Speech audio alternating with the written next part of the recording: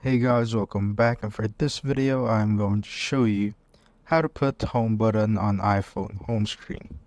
So first what you want to do is open up your settings. Once you're there, just scroll down to accessibility.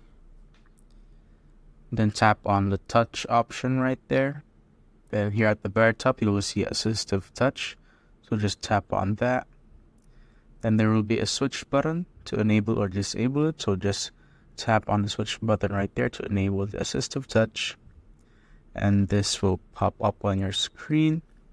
And when we go to the single tap right here at custom actions, so just tap on the home option right there, and when I tap on the assistive touch right here, as you can see, it brings me to my home page.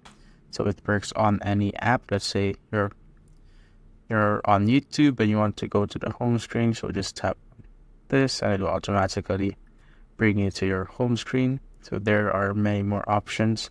You can either go mute, so when I tap on this, it will go to silent mode.